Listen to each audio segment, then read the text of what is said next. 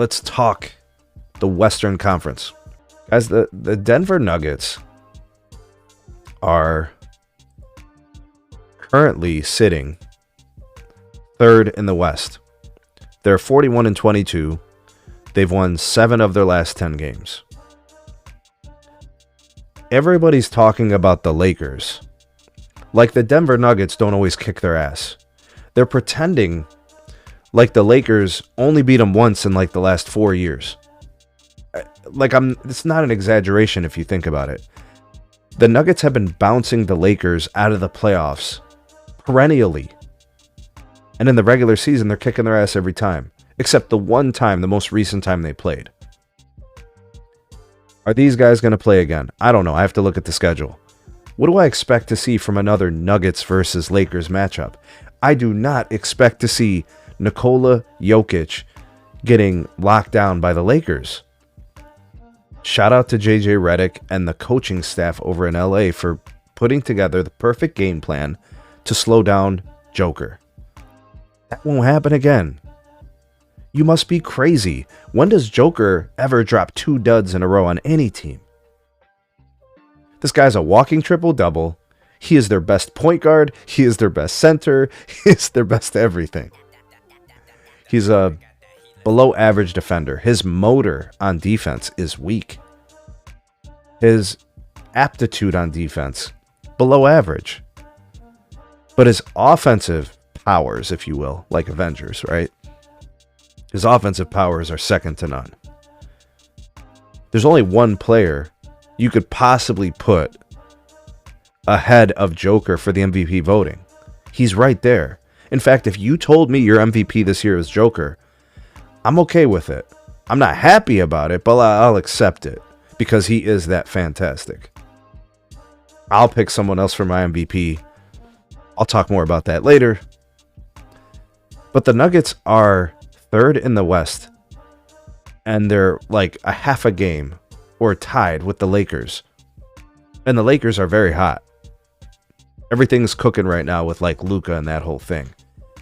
The Lakers have won 8 in a row. LeBron is playing fantastic basketball on the defensive side of the ball. Luka's playing some defense. Luka's is getting his footing offensively.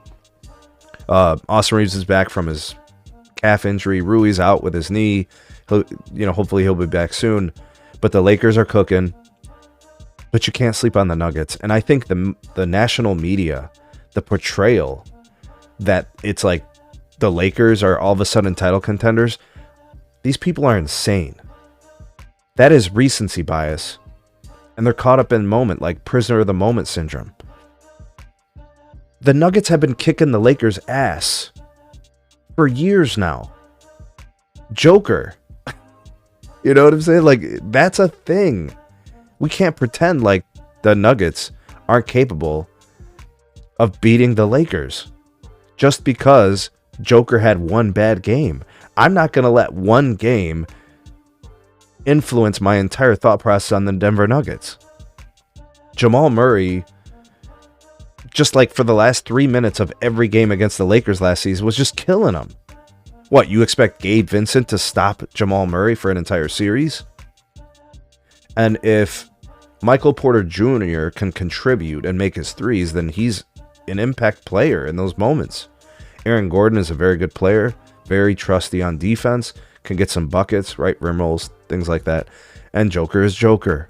And Chris Brown has come along, right? We're starting to see some guys develop, right? I'm not saying that the Denver Nuggets are guaranteed to beat the Lakers because the Lakers have Luka now. And they're playing great basketball. And it looks like maybe JJ Redick can coach. I don't know. But to just dismiss the Nuggets because of one game? One game where the Lakers defended him impeccably. Which, by the way, I don't think they can reproduce that. They might play him tough and they might try to repeat what they did. You're not going to stop Joker like that twice. That's not going to happen. All right, let's take a look at some of the comments there. Spurs and Lakers showed their hand for the playoffs. I don't know if it's all that, but I mean, it's all about execution. You can have the best game plans in the world. You can have the best, ideas in the world, but you still have to execute it, and you got to play the game. And Joker Joker's not going to buckle in the playoffs. Like, he's not just going to lay down and lose to the Lakers. It's not going to happen. What up, Goon? What up? Razor says Lakers will do harm in the playoffs, but I don't know if they can win it all this year. Having Williams would have helped them, though. Yeah, so the trade for Williams from Charlotte kind of got, I don't know, it was like some kind of a physical failed or something. They needed that center because that center gives you two things. They give you rim protection. They give you rim rolls, right? It's always that paint action. But you need presence, you know, and right now it's Jackson Hayes, and he's doing a fine job. Look, I have nothing bad to say about Jackson Hayes, but that can't be your only thing. Otherwise, you're doing it by committee, and you're playing small ball, and you got to try to get Joker in action, right? He's a liability on defense. Let's be honest. He doesn't play good defense at all. I think you're better off trying to get Joker in foul trouble in the playoffs, you know?